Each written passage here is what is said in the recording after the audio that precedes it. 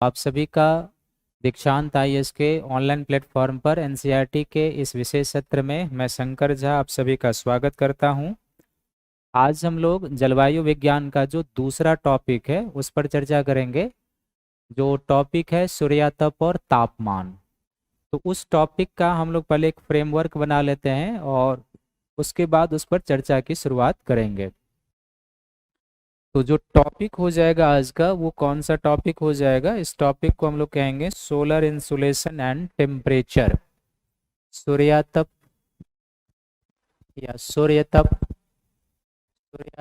एवं तापमान। तो सूर्यातप और तापमान में हम लोग कौन कौन सा एरिया कवर करेंगे, सबसे पहले जानेंगे कि सूर्यातप हम कहें किसे, सूर्यातप क्या है। एनसीईआरटी को हम और व्यवस्थित तरीके से आपको बता देते हैं। दूसरा इसमें हम लोग देखेंगे सूर्य में ऊर्जा की उत्पत्ति। सूर्य में ऊर्जा की उत्पत्ति, कैसे इसमें ऊर्जा की उत्पत्ति होती है वो। तीसरा हम लोग देखेंगे धरातल धरातल पर आने वाली धरातल पर आने वाली सौर विकिरण की मात्रा, धरातल पर आने वाली सौर विकिरण की मात्रा को प्रभावित करने वाले कारक, मात्रा को प्रभावित करने वाले कारक। इसमें बहुत सारा फैक्ट भी आएगा, करने वाला कारक। और आप ये जानिए कि ये जो टॉपिक है ना, ये यूपीपीसीएस के मेंस में आया हुआ है। यूपीपीसीएस के मेंस में संभवतः 2018 का जो मेंस हुआ है उसमें डायरेक्ट ये क्वेश्चन पूछा हुआ है कि धरातल को प्राप्त होने वाली सूर्यातप की मात्रा किन किन कारकों से प्रभावित होती है, कंट्रोल होती है, उसके बारे में बताइए। तो पीटी और मेंस दोनों। फिर आगे इसमें हम लोग एक टॉपिक पर चलेंगे जिसको हम लोग कहते हैं ताप या उष्मा स्थानांतरण की विधि। ताप या उष्मा स्थानांतरण, शिफ्टिंग, स्थानांतरण की विधि, मेथड। फिर एक हो जाएगा समताप रेखा और उसकी विशेषता। समताप रेखा और उसकी विशेषता, आइसोथर्मल लाइन और उसकी विशेषता।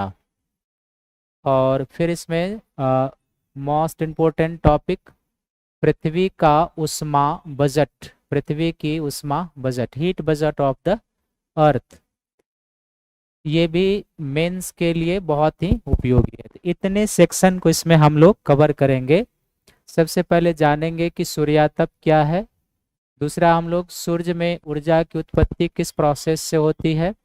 फिर है कि धरातल को जो सौर प्रकाश मिलता है या सोलर इंसुलेशन प्राप्त होता है वो किन किन कारणों से कंट्रोल होता है। ताप या उष्मा का स्थानांतरण की कितनी विधियां हैं। और इसी में हम लोग जानेंगे कि वायुमंडल कैसे गर्म होता है, वायुमंडल के गर्म होने की जो विधि है उसके बारे में, गर्म होना कैसे होता है इसमें। फिर समताप रेखा और उसकी क्या विशेषताएं होती है, और पृथ्वी का जो उष्मा बजट है वो। तो आज के टॉपिक से हम लोग कोरिलेट होने के लिए कल जिन टॉपिकों पर चर्चा हम लोगों ने किया था उसको एक पॉइंट फॉर्म में कर लेते हैं। सबसे पहले कल हम लोगों ने वायुमंडल का कंपोजिशन और स्ट्रेटिफिकेशन पढ़ा था। तो उसमें सबसे पहले आपने जाना कि वायुमंडल क्या है। दूसरा आपने जाना कि वायुमंडल का कंपोजिशन और किस गैसों का कितना अनुपात है मात्रा के हिसाब से, उसके बारे में जाना। गैसों का जो महत्व है उसके बारे में जाना। और फिर हमने तापमान और घनत्व के हिसाब से वायुमंडल का स्ट्रेटिफिकेशन किया था, जिसमें आप क्षोभ मंडल, समताप मंडल, मध्य मंडल, आयन मंडल और बहिर्मंडल के बारे में जानकारी प्राप्त किए थे। आज हम लोग सूर्यातप और तापमान के बारे में जानेंगे। टॉपिक की फॉर्मेटिंग आपके सामने में है। तो अभी कंटिन्यू 10-15 मिनट हम लोग क्लास करेंगे और 10-15 मिनट के बाद बीच बीच में टॉपिक जहाँ पर एंड होगा एक सेक्शन, हम आपके पास आएंगे, आपके चैट को देखेंगे और आपके जो भी प्रश्न होंगे उस पर हम लोग डिस्कशन करेंगे। तो अभी आप ध्यान पूर्वक सुनिएगा, अपना नोट्स बनाते जाइएगा। और जब हम कहें कि आप चैट में लिखिए मैसेज में कि आपको क्या जानकारी चाहिए, क्या प्रॉब्लम है, तब अब आप लिखेंगे तो हम आपके प्रश्नों का उत्तर देंगे। तो सबसे पहले सूर्यातप क्या है इसके बारे में हम लोग चलते हैं। सोलर इंसुलेशन क्या है, सूर्यातप क्या है। तो सूर्यातप जो होता है, जैसे कि मान लीजिए कि ये सूर्य है, तो सूर्य के कई वायुमंडल हैं, लेकिन आप मूल रूप से समझिए यहाँ पर कि जो सूर्य का आंतरिक भाग होता है उसको कोर क्षेत्र कहते हैं, और सूर्य का जो बाहरी भाग होता है उसको उसका फोटोस्फेयर या सूर्य का धरातल कहते हैं। और इसको आप मान लीजिए कि ये जो है सो धरातल है, पृथ्वी है। तो सूर्यातप हम लोग कहते हैं सौर विकिरण की वह मात्रा जो धरातल को प्राप्त होती है उसे ही हम सूर्यातप कहते हैं। अर्थात सौर विकिरण जो सूर्य से पृथ्वी के लिए चलता है, तो वो चलता तो बहुत अमाउंट में है, लेकिन जितना सूर्य से पृथ्वी के लिए सौर विकिरण चलता है वो सभी धरातल तक नहीं पहुंच पाता। अगर उतनी सौर विकिरण धरातल तक पहुंच जाए तो पृथ्वी पर जीवन की कल्पना नहीं की जा सकती है। चूंकि मार्ग में विभिन्न माध्यमों में सौर प्रकाश खर्च होते जाता है, इसलिए एक निर्धारित अमाउंट जो सूर्य से आता है और जो पृथ्वी के लिए आवश्यक है उतना पृथ्वी को मिल पाता है, ताकि यहाँ पर समस्त भूजैव द्रव्यमान या भूजैव रासायनिक क्रियाएं संचालित हो, उतनी ऊर्जा यहाँ पर आती है। तो सौर विकिरण हम लोग कहेंगे, सूर्यातप कहेंगे कि सौर विकिरण की वह मात्रा जो सूर्य से चलकर सूर्य से चलकर धरातल को प्राप्त होती है, उसी को हम लोग क्या कहेंगे, सूर्यातप। संक्षिप्त में समझने के लिए कि सूर्य से उसके फोटोस्फीयर से जो सौर प्रकाश है वो आप मानने के लिए समझिए कि 100 यूनिट चला था, लेकिन ये 100 यूनिट चला, लेकिन पृथ्वी को जो प्राप्त हुआ वो मान लीजिए कि 51 यूनिट ही प्राप्त हुआ, या जितना हमने एक समझने के लिए माना है 100 में x यूनिट प्राप्त हुआ। तो यही जो x यूनिट है इसी को हम लोग क्या कहेंगे, सोलर इंसुलेशन कहेंगे, सूर्यातप कहेंगे। अब ये जो सोलर इंसुलेशन है जो पृथ्वी को प्राप्त होता है, तो सूर्य में ऊर्जा की उत्पत्ति कैसे होती है ये हमें समझना है। तो जैसे मैंने पहले ही कहा कि सूर्य का जो सबसे आंतरिक भाग है इसको हम लोग क्या कहते हैं, सूर्य का कोर क्षेत्र कहते हैं। हालांकि सूर्य का जो एटमॉस्फेयर है कई जोन में बटा है, इसमें कोर क्षेत्र होता है, रेडिएटिव जोन होता है, कन्वेक्शन जोन होता है, क्रोमोस्फेयर होता है, कोरोना होता है, बहुत सारे, लेकिन आप 2 जोन जानिए। इसके कोर क्षेत्र में क्या होता है, सूर्य के कोर क्षेत्र में नाभिकीय संलयन की क्रियाएं होती है, न्यूक्लियर रिएक्शन होता है। और इस नाभिकीय संलयन की क्रिया में क्या होता है कि सूर्य के कोर में जो हाइड्रोजन अवस्थित है, चूंकि तारे का जो निर्माण होता है वो बेसिकली किससे, हाइड्रोजन और धूलकण के बादल से होता है। तो सूर्य के कोर में जो अवस्थित हाइड्रोजन है वो किस में कन्वर्ट होता है, हीलियम में कन्वर्ट होता है। और ये जो हाइड्रोजन हीलियम में कन्वर्ट होता है, इससे सूर्य के कोर में विशाल मात्रा में ऊर्जा की उत्पत्ति होती है। और ये जो विशाल मात्रा में ऊर्जा की उत्पत्ति होती है, ये सूर्य के बाहरी सतह है जिसको हम लोग सूर्य का फोटोस्फीयर कहते हैं, इस पर मुख्यतः 2 विधियों से इसका आगमन होता है। एक विकिरण के माध्यम से आगमन होता है, एक संवहन के माध्यम से आगमन होता है। तो विकिरण और संवहन के माध्यम से सूर्य के कोर क्षेत्र से सूर्य के बाहरी धरातल जिसको सूर्य का फोटोस्फीयर कहते हैं, वहां पर सौर प्रकाश का आगमन होता है। नॉर्मल समय में सूर्य के फोटोस्फीयर का जो तापमान होता है वो 6000 डिग्री सेंटीग्रेड होता है, यानी कि यदि सूर्य के अंदरूनी भाग में या सरफेस पर कोई चेंजिंग नहीं होती है तो जैसा कि होते रहता है। और फिर ये जो फोटोस्फीयर है सूर्य का, यहाँ से जो धरातल के लिए सौर प्रकाश चलता है ये बेसिकली फोटॉन के रूप में चलता है। किसके रूप में चलता है, फोटॉन। तो फोटॉन क्या है, पैकेट ऑफ एनर्जी है। और ये जो पैकेट ऑफ एनर्जी फोटॉन चलता है ये मार्ग में क्या होता है, विद्युत चुंबकीय तरंग के रूप में कन्वर्ट होता है और तब पृथ्वी तक आ पाती है। सूर्य के द्वारा जो कुल ऊर्जा का उत्पादन किया जाता है उसका केवल 1/2 अरबवां भाग ही धरातल तक आ पाता है। आप समझिए कितनी सूक्ष्म ऊर्जा है, यानी सूर्य जो कुल ऊर्जा का उत्पादन करता है उसका केवल 1/2 अरबवां भाग ही धरातल तक आ पाता है, परंतु यही अल्प ऊर्जा धरातल के समस्त प्राणियों के लिए, हमारे लिए, आपके लिए, वनस्पति के लिए, जीव जंतुओं के लिए, और जो समस्त जैव भू रासायनिक क्रियाएं होती है उसके लिए पर्याप्त होता है। तो यही जो 1/2 अरबवां भाग सौर प्रकाश धरातल पर आ पाता है, इसी को हम लोग क्या कहेंगे, सोलर इंसुलेशन कहेंगे या सूर्यातप कहेंगे।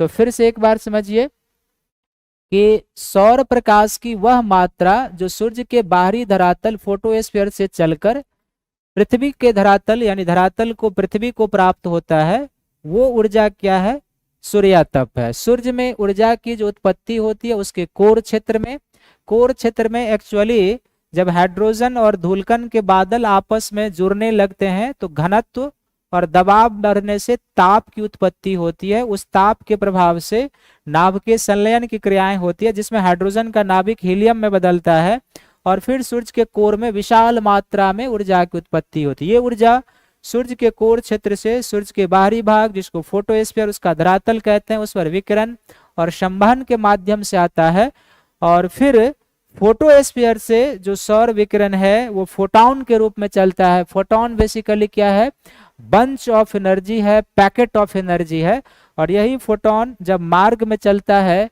तो विद्युत चुंबकीय तरंग में बदलता है, और वही विद्युत चुंबकीय तरंग जो है एक प्रकाश किरण के रूप में धरातल तक आती है। और सूर्य के द्वारा उत्पादित कुल ऊर्जा का केवल 1/2 अरबवां भाग ही धरातल तक आता है, परंतु यही अल्प ऊर्जा हमारे लिए, आपके लिए, पृथ्वी के वनस्पति, जीव जंतु, समस्त प्राणी और साथ ही साथ भू जैव रसायन चक्र के क्रियान्वयन के लिए ये पर्याप्त होता है, सफिशियंट है ये। नेक्स्ट जो हो जाएगा कि तो आप सूर्यातप क्या है ये जान गए, सूर्य में ऊर्जा की जो उत्पत्ति है ये जान गए, धरातल पर आने वाले सौर विकिरण की मात्रा को प्रभावित करने वाले कारक। तो जो पृथ्वी के किसी अक्षांश पर सौर प्रकाश की या सौर विकिरण की प्राप्ति होती है वो किन किन कारकों से कंट्रोल होता है और किन किन कारकों से निर्धारित होता है, वो आप ध्यान से देखिए। इसमें सबसे पहला कारण जो है वो हो जाता है, उसको हम लोग कहते हैं सूर्य के किरणों का तिरछापन। सूर्य के किरणों का क्या होता है, तिरछापन। सूर्य के किरणों का तिरछापन एक ये जो है सो, या इसको हम लोग कहेंगे एंगल ऑफ इंसिडेंस जो है वो।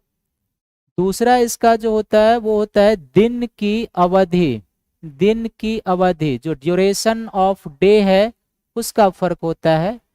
तीसरा जिसका प्रभाव है वो किसका प्रभाव है, तो पृथ्वी और सूर्य के बीच की दूरी, पृथ्वी और सूर्य के बीच की दूरी, सूर्य के बीच की दूरी, इसका फर्क पड़ता है। फिर चौथा इस पर जो फर्क पड़ता है वो है वायुमंडल की पारदर्शिता का, वायुमंडल की पारदर्शिता का, इसका फर्क पड़ता है। और पांचवा जिस पर फर्क पड़ता है वो किसका है, तो पृथ्वी का जो अक्षीय झुकाव होता है, पृथ्वी का अक्षीय झुकाव, एक्सिस इंक्लिनेशन का अक्षीय झुकाव, इन पांचों कारण से कंट्रोल होता है धरातल के किसी भी स्थान पर प्राप्त होने वाली सौर प्रकाश की मात्रा। अब आपको इसको इमेज के थ्रू समझना है कि कैसे ये क्या करता है और किस तरीके से। तो जैसे पहला पॉइंट है, इसको समझने के लिए आप समझो कि जैसे ये 0 डिग्री अक्षांश है, इक्वेटर है, ये आप मान लो 23.5 डिग्री नॉर्थ अक्षांश है, ट्रॉपिक ऑफ कैंसर, ये 66.5 डिग्री नॉर्थ अक्षांश है, इसको हम लोग क्या कहते हैं, आर्कटिक सर्किल कहते हैं, और ये क्या हो जाएगा 90 डिग्री नॉर्थ है। इसको हम मान लेते हैं कि ये सन है। तो पृथ्वी के ध्रुवीय प्रदेशों में क्या होता है, ये कौन सी किरणें हैं, ये सीधी किरणें है, स्ट्रेट रे है, ये सीधी किरण है, और ये कौन सी है, तिरछी किरण। पहला जो पॉइंट हमने लिखा है उसकी व्याख्या करने जा रहे हैं, आप ध्यान से इसको समझना। तो सूर्य के किरणों का तिरछापन जो है या फिर एंगल ऑफ इंसिडेंस जो है, इसका धरातल पर सौर विकिरण से क्या प्रभाव है, वो ध्यान से देखिए। चूंकि पृथ्वी के विषुवत रेखीय प्रदेश में सूर्य की किरणें सीधी पड़ती है, परपेंडिकुलर पड़ती है, तो सीधी किरण पड़ने के कारण क्या होता है कि सीधी किरणें धरातल के कम क्षेत्र को ग्रहण करता है और कम क्षेत्र ऑक्युपाई करने के कारण प्रकाश पुंज कुछ एरिया में कन्वर्ज हो जाएगा। और दूसरा है कि सीधी किरण को तिरछी किरण के तुलना में वायुमंडल में डिस्टेंस कम तय करना होता है, इसलिए इसका प्रकीर्णन कम होगा, परावर्तन कम होगा, अवशोषण कम होगा और आने वाले प्रकाश की मात्रा, ताप की मात्रा बढ़ जाएगी।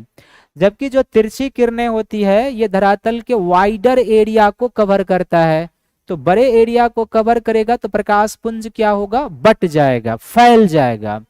और चूंकि तिरछी किरणों को सीधी किरण की तुलना में वायुमंडल में डिस्टेंस भी अधिक तय करनी है, इसलिए इसका प्रकीर्णन अधिक होगा, परावर्तन अधिक होगा और अवशोषण भी अधिक होगा, और इसलिए आने वाले प्रकाश की मात्रा क्या हो जाती है, कम हो जाती है। यही रीजन है कि पृथ्वी के विषुवत रेखीय प्रदेश से चाहे उत्तरी गोलार्ध की ओर जाए या दक्षिणी गोलार्ध की ओर जाए, सौर प्रकाश की मात्रा निरंतर कम होते जाती है।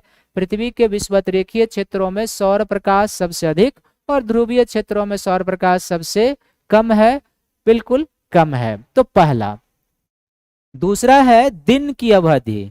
तो दिन की अवधि का क्या फर्क है और किस तरीके से, ये आप ध्यान से देखो। दिन की अवधि, तो दिन की अवधि को 3 संदर्भ में आपको समझना है। 3 संदर्भ में दिन की अवधि को एक समझना है 21 जून के संदर्भ में, दूसरा समझना है हमें 22 दिसंबर के संदर्भ में, और तीसरा समझना है 21 मार्च और 23 सितंबर के संदर्भ में दिन की अवधि। यहां पर दिन की अवधि का अर्थ है घंटों में दिन की लंबाई। घंटों में दिन की लंबाई कितनी है। आप इसको इस तरीके से समझिए कि अगर किसी भी अक्षांश में या कहीं पर दिन की लंबाई ड्यूरेशन 13 घंटे का हो, 13.5 घंटे का हो, तो इसका अर्थ है वहां आकाश में 13 13.5 घंटे तक सूर्य है तो ताप अधिक मिलेगा। और अगर कहीं दिन का ड्यूरेशन 11 घंटे का है, 10.5 घंटे का हो जाता है,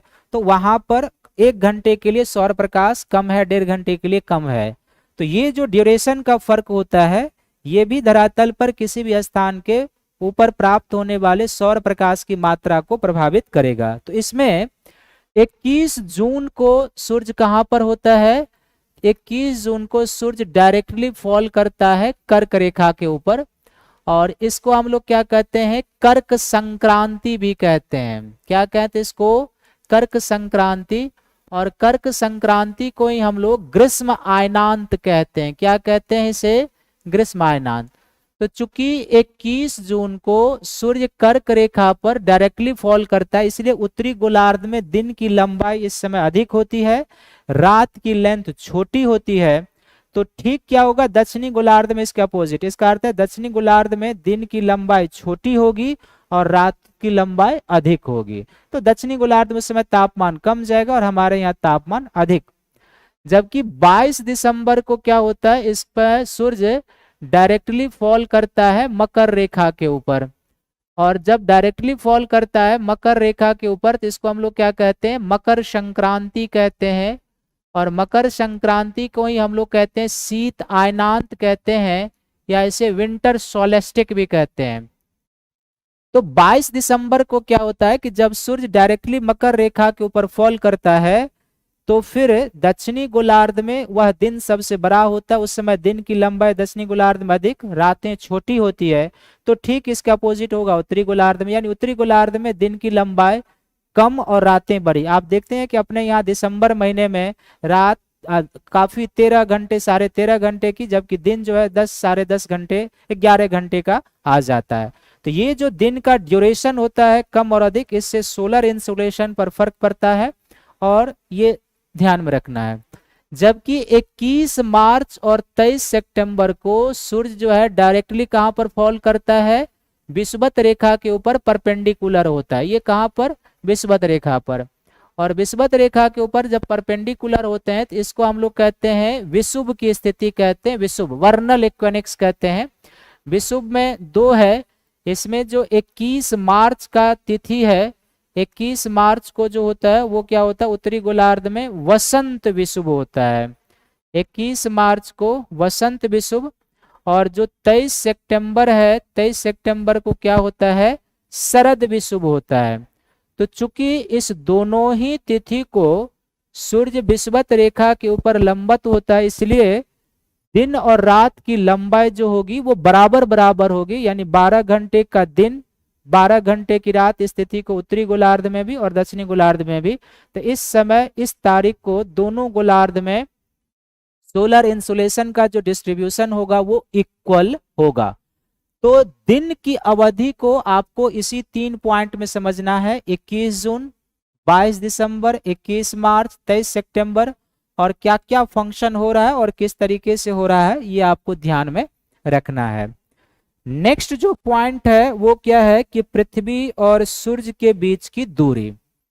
तो पृथ्वी और सूर्य के बीच की जो दूरी होती है उसका क्या फर्क पड़ेगा, और यहाँ पर आपको कंसस रहना है। मैं आपसे इस पॉइंट को डिस्कशन करके आप लोगों से एक प्रश्न पूछूंगा। तो पृथ्वी और सूर्य के बीच की जो दूरी का फर्क है और किस तरीके से आपको समझना है, तो जैसे एक समझने के लिए हम मान लेते हैं कि यहाँ पर एक पृथ्वी का पोजीशन और यहाँ पर पृथ्वी का पोजीशन। ये पृथ्वी सूर्य के चारों ओर एक दीर्घवृत्ताकार कक्षा में परिक्रमा कर रही है इस तरीके से। तो जब पृथ्वी और सूर्य यानी कि अपने परिक्रमण पथ में जब पृथ्वी सूर्य के नजदीक होती है तो इसको हम लोग क्या कहते हैं, उपसौर कहते हैं। और उपसौर के समय पृथ्वी और सूर्य के बीच की जो दूरी हो जाती है घटकर ये लगभग 47 मिलियन किलोमीटर हो जाती है, 47 मिलियन किलोमीटर। जबकि जब पृथ्वी और सूर्य एक दूसरे से दूर होते हैं तो इस दूरी को हम लोग क्या कहते हैं, अपसौर कहते हैं। क्या कहते हैं इसको, अपसौर।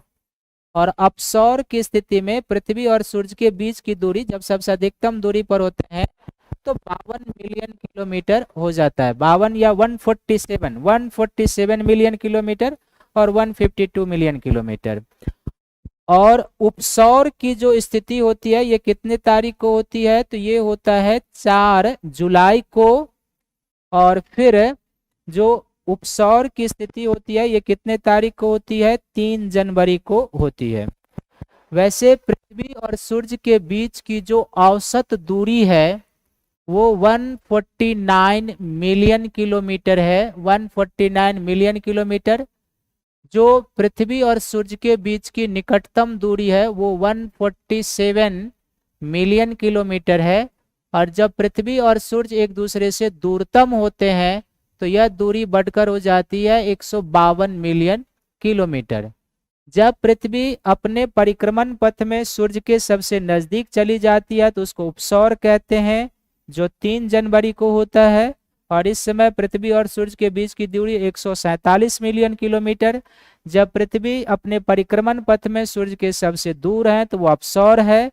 इस समय दूरी बढ़कर हो जाती है 152 मिलियन किलोमीटर और ये 4 जुलाई को होता है। तो ये जो पृथ्वी और सूर्य के बीच की दूरी कम होती है, अधिक होती है, यह भी धरातल पर आने वाले सौर प्रकाश की मात्रा को कंट्रोल करते हैं या उसको निर्धारित करते हैं। ठीक है, अब यहाँ पर 3 पॉइंट का हमने विश्लेषण किया है। जो सूर्य के किरणों का तिरछापन है वो दिन की अवधि में और पृथ्वी और सूर्य के बीच का जो डिस्टेंस है उसके हिसाब से।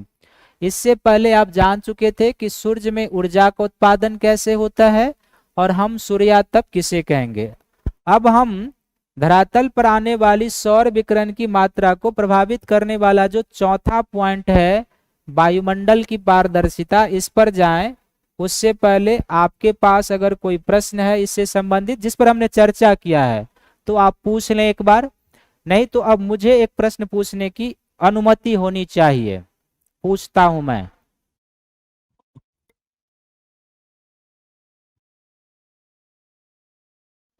क्लियर है सभी का?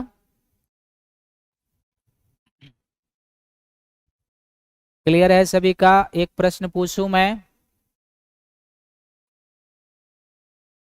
अब प्रश्न के नाम पर सब संकुचित हो गए, डर गए कि क्या पूछेंगे। अरे अब मैं पूछूंगा, आप लोग जवाब नहीं दोगे तो मैं तो दूंगा ही ना।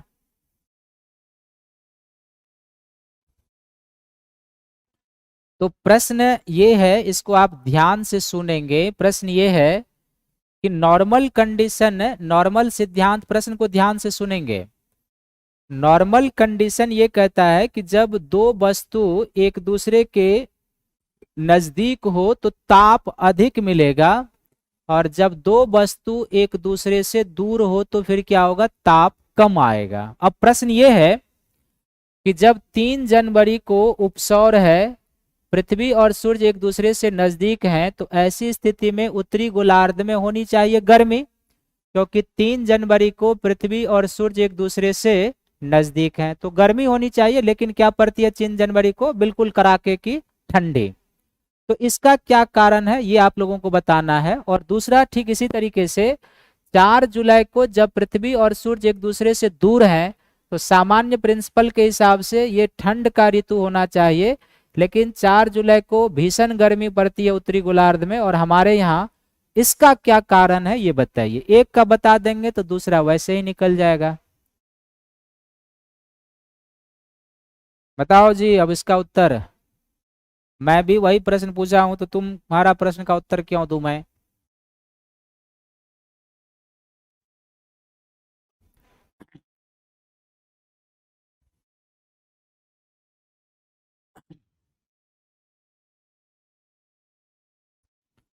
तो पहले इस सेगमेंट को पूरा कर लेते हैं, फिर हमने जो प्रश्न पूछा है उसका उत्तर आपको हम बताएंगे कि धरातल पर आने वाली जो सौर प्रकाश की मात्रा होती है वो किन किन कारणों से निर्धारित होता है।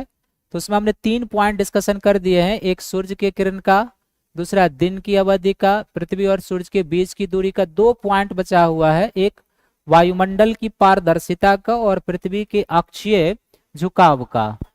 तो वायुमंडल की पारदर्शिता का क्या इम्पैक्ट होता है वो आप ध्यान से देखिए। जैसे सपोज दैट आप मान लीजिए कि ये धरातल है, और इसको समझने के लिए हम 2 कंडीशन ले लेते हैं। एक ये एरिया ले लेते हैं कि इस एरिया में वायुमंडल में धूलकण काफी अधिक है और बादल काफी अधिक लगे हुए हैं, और एक ये एरिया है जहां पर धूलकण कम है और बादल नहीं के बराबर है, आकाश साफ है। अब यहाँ पर सूर्य की किरणें एक इधर से आए और इधर भी आए, तो जाहिर सी बात है कि जहां पर धूलकण अधिक है, बादल अधिक है, वहां पर सौर किरण का क्या होगा, प्रकीर्णन अधिक होगा, परावर्तन अधिक होगा और अवशोषण भी अधिक होगा। तो ऐसे क्षेत्रों में धरातल पर सौर प्रकाश की मात्रा क्या होगी, कम आएगी। लेकिन अगर वायुमंडल पारदर्शी है, नीट एंड क्लीन है, तो ऐसे क्षेत्रों में धरातल पर सौर प्रकाश की मात्रा क्या होगी, अधिक आएगी। इसका सीधा शर्त यही है कि अगर वायुमंडल अधिक घना है, धूलकण है, बादल लगे हुए हैं, तो धरातल पर सौर प्रकाश की मात्रा कम आएगी। वैसे भी आप दिन में देखो कभी आकाश में बादल छा जाए तो वो सौर प्रकाश को कंट्रोल कर लेते हैं, धरातल पर आने से नियंत्रित कर लेते हैं, आने नहीं देते हैं। और आप देखो दिन के समय क्या होता है कि जब कभी थोड़ी सी वर्षा हो जाए तो वर्षा के बाद जो आप देखें कि आकाश नीट एंड क्लीन हो जाता है, क्योंकि वर्षा जल के साथ जितने भी धूलकण रहते हैं वो सभी आपतित हो जाते हैं। तो आपतित हो जाने के कारण क्या होता है कि वायुमंडल नीट एंड क्लीन हो जाता है और बिल्कुल वो चमचमाती हुई सौर किरणें आती है। इसलिए दिन में आप कभी कभी वर्षा के बाद बाहर निकलो तो सूर्य की किरणें काफी तीखी महसूस करोगे, क्योंकि वायुमंडल नीट एंड क्लीन हो जाता है और सोलर इंसुलेशन का अमाउंट बढ़ जाता है। फाइनल इस चौथे पॉइंट का कंक्लूजन ये है कि अगर वायुमंडल डेंस है, बादल लगे हुए हैं, धूलकण अधिक है, तो धरातल पर सौर प्रकाश कम आएगा। अगर वायुमंडल नीट एंड क्लीन है, धूलकण कम है, बादल नहीं है, तो धरातल पर सौर प्रकाश की मात्रा अधिक आएगी। और पांचवा जो पॉइंट है पृथ्वी के अक्षीय झुकाव का, तो पृथ्वी के अक्षीय झुकाव का भी सौर किरण के आने का प्रभाव पड़ता है। जैसे ये नॉर्थ पोल हो जाए और ये क्या हो जाएगा, साउथ पोल। इसे आप मान लो कि ये क्या है, कर्क रेखा है, कर्क रेखा।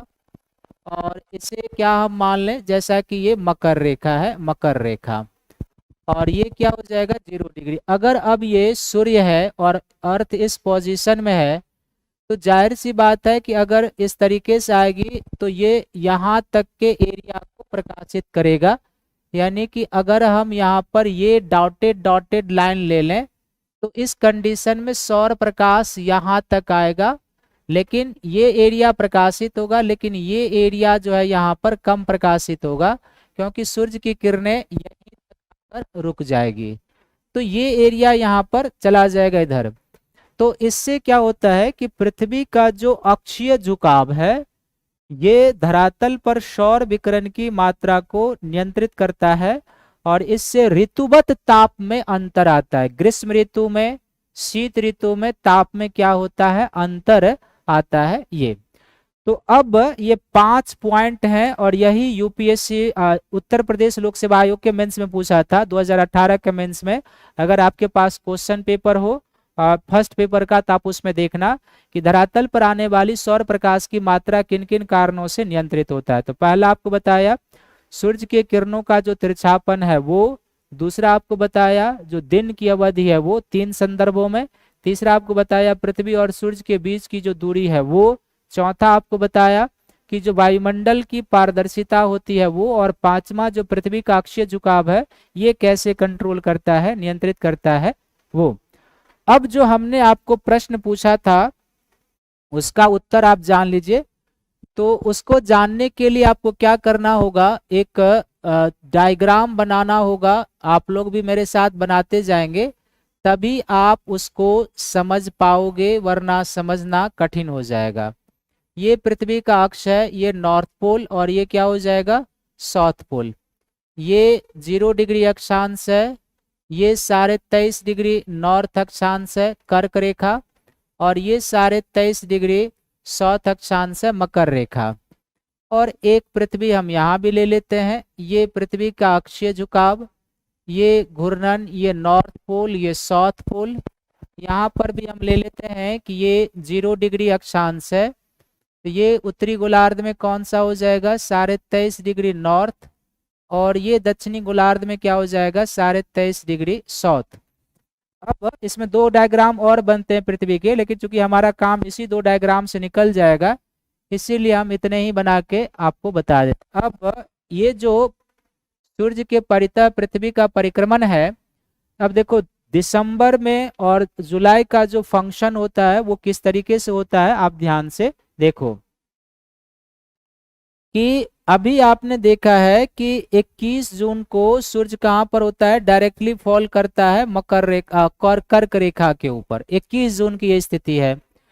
तो 21 जून को जब सूर्य डायरेक्टली कर्क रेखा के ऊपर फॉल करता है, तो इस समय 21 जून से 4 जुलाई में कितना डिस्टेंस है, बहुत तो है नहीं, 10-12 दिनों का है। तो इसका अर्थ है कि 4 जुलाई के आसपास भी सूर्य कर्क रेखा के आसपास डायरेक्टली फॉल करेगा उत्तरी गोलार्ध में, इसकी किरणें लंबवत पड़ती है। तो लंबवत किरणों का क्या प्रभाव होता है, यह भी हमने आपको डिस्कस करके बताया है। तो एक क्या है कि 4 जुलाई को सूर्य उत्तरी गोलार्ध में होता है, यहाँ दिन की लंबाई अधिक होती है, और साथ ही साथ सूर्य की किरणें सीधी होती है। तो दिन की लंबाई अधिक होने और सूर्य की किरणें सीधी पड़ने के कारण हमें ताप अधिक मिलता है, और शीत के बजाय हमें ग्रीष्म की प्राप्ति यहाँ पर होती है। जबकि ठीक इस समय दक्षिणी गोलार्ध में क्या होगा, सूर्य की किरणें काफी तिरछी होकर जाएगी, और चूंकि सूर्य उत्तरी गोलार्ध में है तो दक्षिणी गोलार्ध में दिन की लंबाई भी छोटी होती है, यानी दिन की लंबाई कम होती है, और सूर्य की किरणें तिरछी भी जाती है। ये दोनों प्रभाव वहां पर क्या कर देता है, तापमान को कम कर देता है, इसलिए वहां पर क्या है, शीत। लेकिन इस कंडीशन में आपको एक बेनिफिट मिलता है अभी के समय में, कि चूंकि 4 जुलाई को पृथ्वी और सूर्य हैं तो एक दूसरे से दूर, तो दूर होने के कारण क्या है कि आपको 7% गर्मी कम झेलनी पड़ती है, और दक्षिणी गोलार्ध वालों को इसका अर्थ है कि इस कंडीशन में 7% सर्दी अधिक झेलनी पड़ेगी। जबकि 22 दिसंबर को सूर्य कहां पर होता है, मकर रेखा पर होता है, तो अब 22 दिसंबर से 3 जनवरी के बीच कितना डिस्टेंस है? बहुत तो नहीं है, लगभग वही डिस्टेंस है जो 21 जून से लेके 4 जुलाई के बीच है। तो 22 दिसंबर के बीच सूर्य मकर रेखा के ऊपर है, तो जाहिर सी बात है कि इस समय 3 जनवरी अब 1 सप्ताह 10 दिन के बाद है। तो 3 जनवरी के आसपास क्या है कि सूर्य मकर रेखा के आसपास है, तो इस समय क्या होगा, दक्षिणी गोलार्ध में सूर्य की किरणें सीधी पड़ती है मकर रेखा पर। तो जब दक्षिणी गोलार्ध में सूर्य की किरणें सीधी पड़ेगी तो जाहिर सी बात है ताप का इम्पैक्ट अधिक होगा। और दूसरा, अभी सूर्य दक्षिणायन की अवस्था में भी है, तो दिन की लंबाई भी यहाँ पर बड़ी होती है, तो कुल मिला के यहाँ का ताप का इम्पैक्ट अधिक। लेकिन उत्तरी गोलार्ध में इस समय क्या होगा, सूर्य की किरणें तिरछी होकर आएगी। तो जब सूर्य की किरणें तिरछी होकर आएगी तो तिरछी किरणों का क्या इम्पैक्ट पड़ता है, ये अभी आपने डिस्कशन में देखा है। और दूसरा, अभी चूंकि सूर्य दक्षिणायन की अवस्था में है, तो उत्तरी गोलार्ध में दिन की लंबाई भी काफी छोटी होती है। 3 जनवरी के आसपास हमारे यहाँ दिन की लेंथ कितनी बड़ी होती है, 10.5 घंटे 11 घंटे की। तो ये दोनों मिला के ग्रीष्म के बजाय क्या करता है, शीत का इम्पैक्ट ला देता है उत्तरी गोलार्ध में। लेकिन फिर आपको एक इसमें लाभ है कि चूंकि 3 जनवरी को सूर्य और पृथ्वी है तो एक दूसरे के नजदीक, तो नजदीक होने के कारण क्या है, आपको 7% की सर्दी कम झेलनी पड़ती है। तो इस समय दक्षिणी गोलार्ध वालों को 7% गर्मी अधिक झेलनी पड़ती है। ये इसके पीछे कॉन्सेप्ट है। क्लियर है, सभी को समझ में आया? मुकेश भारती जी, जी बिल्कुल, अनअकैडमी छोड़ दिया। क्लियर है यहाँ तक सभी का? तो अब जो आपने एक फॉर्मेटिंग हमने किया था कि इस टॉपिक में क्या क्या जानना है, तो आप यहाँ तक आ गए। अब जो टॉपिक है कि ताप या उष्मा स्थानांतरण की विधि और वायुमंडल किस तरीके से गर्म होता है, इसके ऊपर हम लोग चलते हैं। तो नेक्स्ट सेक्शन है ताप या उष्मा के स्थानांतरण की विधि और वायुमंडल के गर्म होने की जो विधियां हैं उसके ऊपर हम लोग चलते हैं। तो सबसे पहले क्या है, ताप ऑब्लिक उष्मा स्थानांतरण की विधि। उष्मा स्थानांतरण की विधि, ताप या उष्मा स्थानांतरण की विधि तो इसमें क्या है, ताप या उष्मा का जो स्थानांतरण है ये मुख्यतः 4 विधियों से होता है। इसमें एक विधि है जिसको हम लोग कहते हैं विकिरण, रेडिएशन। दूसरी जो विधि है उसको हम लोग कहते हैं चालन, कंडक्शन। तीसरी जो विधि है उसको हम लोग कहते हैं संवहन, कन्वेक्शन। और चौथी जो विधि है उसको हम लोग कहते हैं अभिवहन, एडवेक्शन। ये 4 विधियां हैं ताप या उष्मा के स्थानांतरण की विधि। तो सबसे पहला प्रश्न तो उत्पन्न यही होता है कि हम जो ताप या उष्मा है इन दोनों को कैसे समझें, इन दोनों को कैसे समझें। तो फिजिक्स के हिसाब से ताप हम लोग किसको कहते हैं, तो ताप जो है ये बेसिकली किसी भी बॉडी के हॉटनेस और कूलनेस के रेट को व्यक्त करता है, यानी temperature is the hotness and coolness of the body. इसका अर्थ है कि कोई वस्तु किसी अन्य वस्तु के तुलना में गर्म है या ठंडा है, ये है।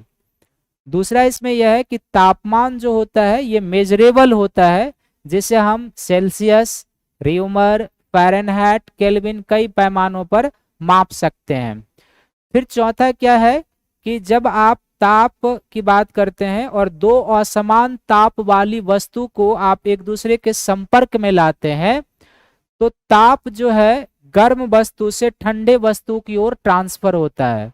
और ये तब तक ट्रांसफर होता है जब तक कि दोनों वस्तु का ताप समान ना हो जाए या फिर दोनों वस्तु को एक दूसरे से अलग ना कर दिया जाए। जबकि उष्मा जो है इसे कार्य में बदला जा सकता है और बेसिकली किसी वस्तु का जो ताप है वो उसमें निहित उष्मा के कारण ही होता है। दोनों में कोरिलेशन यहाँ पर आकर है। अब ये जो ताप या उष्मा का ट्रांसफर होता है ये किन विधियों से होता है, इसमें एक है विकिरण, जिसको हम लोग रेडिएशन कहते हैं।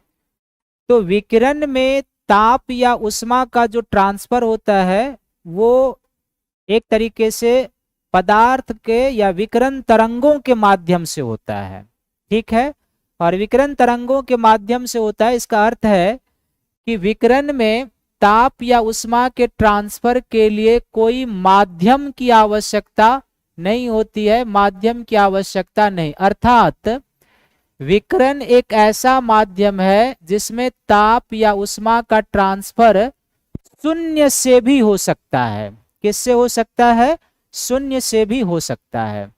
और धरातल पर जो सौर विकिरण आता है, सोलर इंसुलेशन आता है, वो इसी मेथड से आता है। तो डायरेक्ट कई बार आपको छोटे एग्जाम में स्टेट पीसीएस में पूछ बैठेगा कि धरातल पर जो सौर विकिरण आता है वो किस मेथड से, विकिरण, चालन, संवहन, अभिवहन। तो इसका आंसर क्या होगा? विकिरण। Radiation is the main method जो सोलर इंसुलेशन हमारे पास आता है। चालन जो होता है इसमें ताप या उष्मा का जो ट्रांसफर होता है, बेसिकली इसमें पदार्थ के अणुओं के माध्यम से ताप या उष्मा का ट्रांसफर होता है, पदार्थ के अणुओं के माध्यम से, मोलिक्यूल्स के माध्यम से। तो पदार्थ के अणुओं के माध्यम से जो होता है, इसमें एक उदाहरण समझिए कि जैसे मान लो कि ये एक लोहे का रॉड है और इस लोहे के रॉड को इधर से टेम्परेचर देना शुरू करें, तो जाहिर सी बात है कि ये लोहा का रॉड यहाँ गर्म होगा और धीरे धीरे इसके अणुओं के माध्यम से टेम्परेचर इधर भी ट्रांसफर होगा और इधर का लोहा भी गर्म हो जाता है।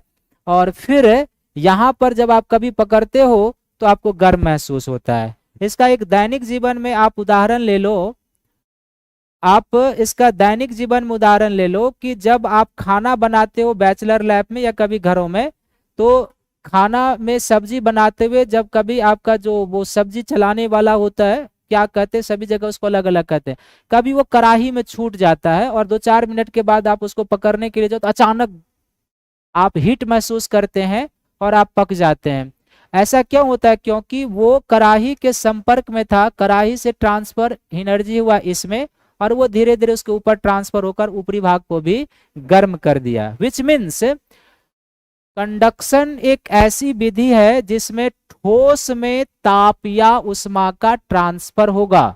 ये मेनली ठोस में होता है, तो ये ध्यान में रखेंगे। संवहन, संवहन एक ऐसी विधि है जिसमें ताप या उष्मा का जो ट्रांसफर होता है वो द्रव और गैस में, यानी द्रव और गैस में ताप या उष्मा के जो ट्रांसफर की मूल विधि है वो क्या है?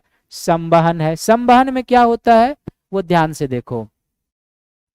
तो संवहन को समझने के लिए मान लो ये एक पानी का टैंक है और इस पानी के टैंक में इतना पानी भरा हुआ है और अब इस टैंक में बीच से इसमें हम गर्म करना शुरू कर दें, इस पानी में लौ लगाना यहाँ पर शुरू कर दें बुनसेंस बर्नर से।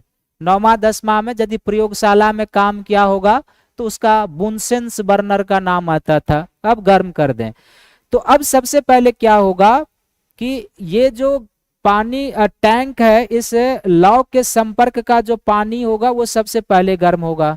और तरल या गैस की विशेषता होती है कि जब उसे गर्मी मिले यानी टेम्परेचर मिले तो वो गर्म और हल्की होकर राइज करना शुरू करती है। तो यहाँ का तरल क्या होगा? गर्म और हल्की होकर ऊपर उठना शुरू करेगा। तो जाहिर सी बात है कि ये गर्म और हल्की होकर ऊपर उठकर सरफेस पर ट्रांसफर होगा, इधर इधर भी जाएगा। तो यहाँ का तरल जो गर्म और हल्की होकर ऊपर उठा है उसका स्थान लेने के लिए दोनों किनारे का तरल इधर से इधर आना शुरू हो जाएगा और एक कन्वेक्शनल साइकिल जो है बर्तन में बन जाएगा। फिर ये यहाँ पर आएगा, यहाँ से गर्म और हल्की होकर ऊपर उठ जाएगा और उसका स्थान लेने के लिए फिर से किनारे का तरल जो है वो आ जाएगा। तो इस तरीके से जो ताप या उष्मा का ट्रांसफर होता है इसे हम क्या कहते हैं? संवहन कहते हैं। यानी पदार्थ के गर्म होकर उसका हल्का होकर ऊपर उठने से और उसके संपर्क में आने से उसके ऊपर वाली वस्तु गर्म होगी और जब वस्तु गर्म और हल्की होकर ऊपर उठेगी उसका स्थान लेने के लिए दूसरी ठंडी वस्तु आ जाएगी। तो ये जो है संवहन कहलाता है। और अब यहाँ पर ध्यान रखना कि हमारा जो वायुमंडल है यानी कि अपना जो एटमॉस्फेयर है वह मुख्यतः संवहन के माध्यम से ही गर्म होता है। वायुमंडल को गर्म करने में विकिरण और चालन का बहुत ही नगण्य योगदान है। इसका अर्थ है कि यह संवहन जो विधि है यही हमारे वायुमंडल को गर्म करता है। और संवहन जो मुख्य विधि है जो वायुमंडल को गर्म करता है, इसका अर्थ ये भी है कि हमारा वायुमंडल मेनली पृथ्वी के द्वारा जो ऊष्मा उत्सर्जित की जाती है उससे गर्म होता है, टेरेस्ट्रियल रेडिएशन से गर्म होता है वायुमंडल। तो डायरेक्ट आपसे प्रश्न पूछेगा कि वायुमंडल मुख्यतः किस विधि से गर्म होता है, तो ये गर्म होता है टेरेस्ट्रियल रेडिएशन से, संवहन से गर्म होता है। और अभिवहन जो है इसको एडवेक्शन कहते हैं। और अभिवहन में जो वायु गर्म होता है या ताप या उष्मा का ट्रांसफर होता है, ये बेसिकली वायु के क्षैतिज प्रवाह से होता है। क्षैतिज प्रवाह से कि वायु जब क्षैतिज दिशा में चलेगी तो अपने स्रोत क्षेत्र से जब वो गंतव्य क्षेत्र की ओर जाएगी, डेस्टिनेशन पॉइंट पर जाएगी, तो स्रोत क्षेत्र के वायु की जो क्वालिटी होगी वो डेस्टिनेशन पर दिखना शुरू हो जाएगा। अर्थात इसका अर्थ हुआ कि एडवेक्शन में डेस्टिनेशन का टेम्परेचर निर्भर करेगा सोर्स पर, कि जहां से वायु क्षैतिज दिशा में चला है उस सोर्स पॉइंट का टेम्परेचर कैसा है। अगर वो कोल्ड विंड है तो डेस्टिनेशन पर कोल्ड इंपैक्ट ले जाएगा, टेम्परेचर कम कर देगा। अगर वो वार्म विंड है तो डेस्टिनेशन का टेम्परेचर बढ़ा देगा, वहां के टेम्परेचर को क्या करेगा, बढ़ा देगा। जैसे एक एग्जाम्पल मैं आपको देता हूं एडवेक्शन का। जैसे भारत में आप देखते हो लू आता है, लू के बारे में सभी जानते होंगे। तो बेसिकली लू की जो उत्पत्ति होती है ना, वो कहाँ पर होती है, पश्चिमी राजस्थान और पंजाब के मैदानों में होती है। और पश्चिमी राजस्थान और पंजाब के मैदानों में जो लू की उत्पत्ति होती है, तो यहाँ पर ये लू उत्पन्न होता है और यहाँ पर उत्पन्न होने वाला लू पूरे मैदानी राज्यों को प्रभावित करता है।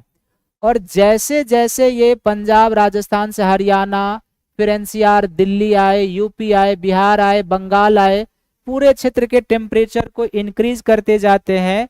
ये एडवेक्शन का एग्जाम्पल है कि यहाँ का स्रोत का जो टेम्परेचर था वो यहाँ के टेम्परेचर को प्रभावित कर दिया। तो ये एडवेक्शन है। तो ये चार ऐसी विधियां हैं जिनके द्वारा वायुमंडल को जिनके द्वारा ताप या उष्मा ट्रांसफर होते हैं। और इसमें आपने ये जाना कि सौर विकिरण धरातल पर किस मीडियम से आता है, अर्थात आपने विकिरण को जाना। चालन क्या है और किस में चालन से ताप या उष्मा का ट्रांसफर होगा, आपने ये जाना। फिर संवहन क्या है, और संवहन मुख्यतः गैस और द्रव में होता है और हमारा वायुमंडल इसी विधि से गर्म होता है ये। और फिर आपने जाना कि एडवेक्शन क्या होता है और इसमें क्या विधियां होती है। क्लियर है सभी का?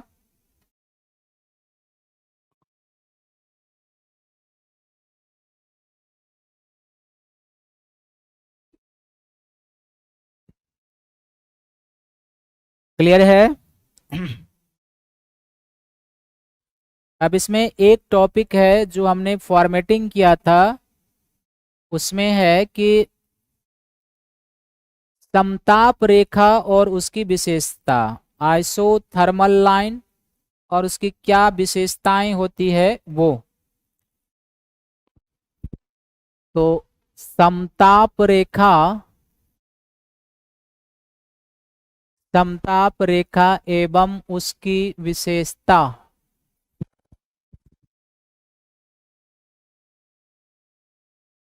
समताप रेखा एवं उसकी विशेषता।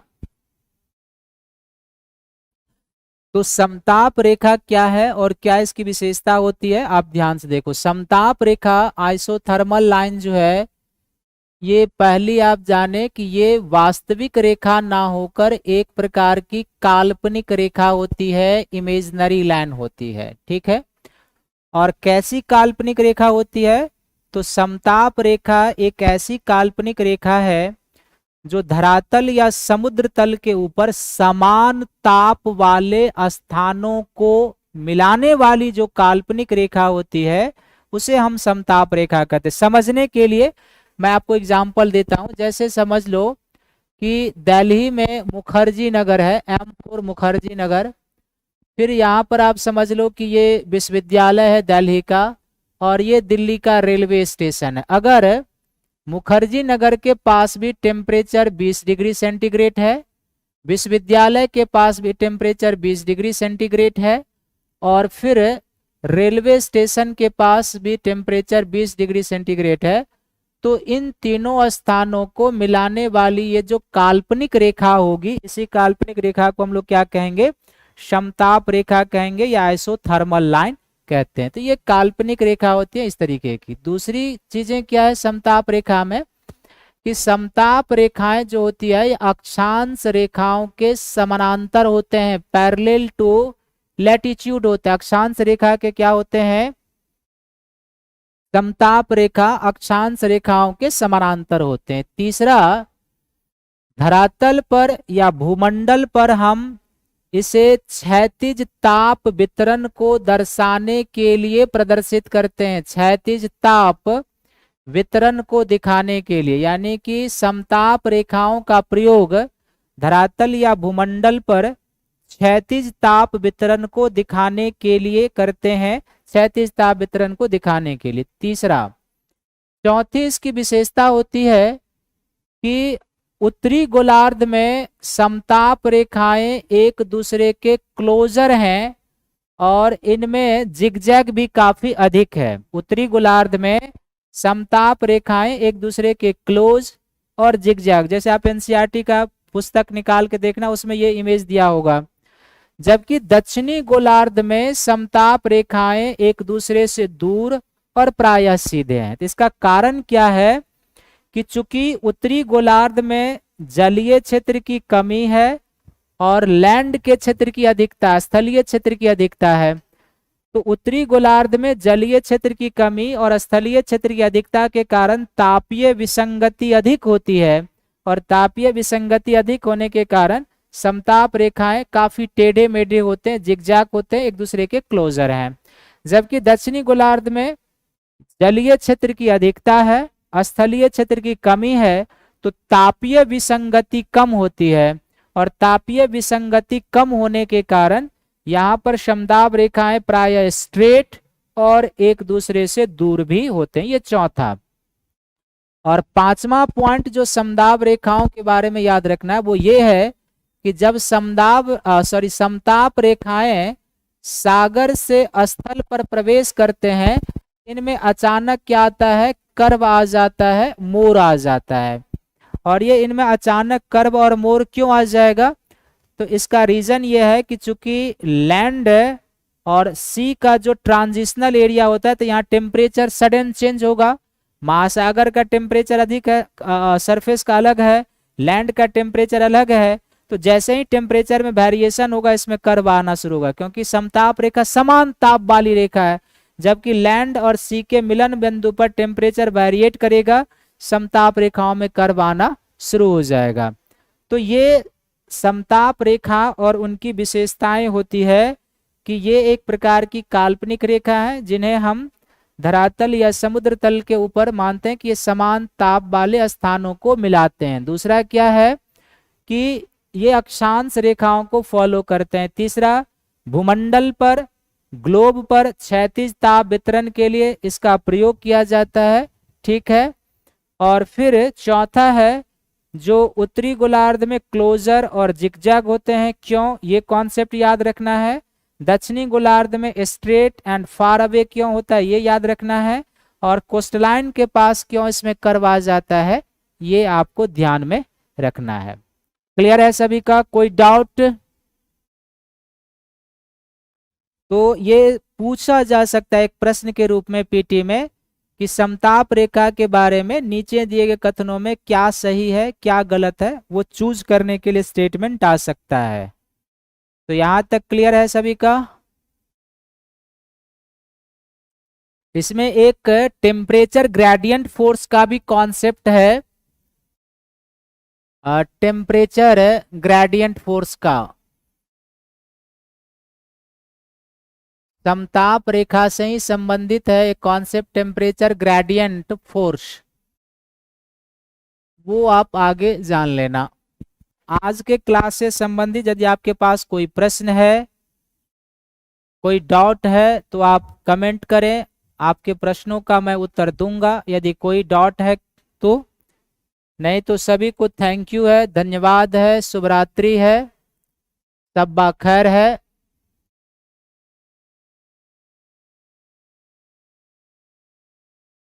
कल मिलेंगे यहाँ से आगे।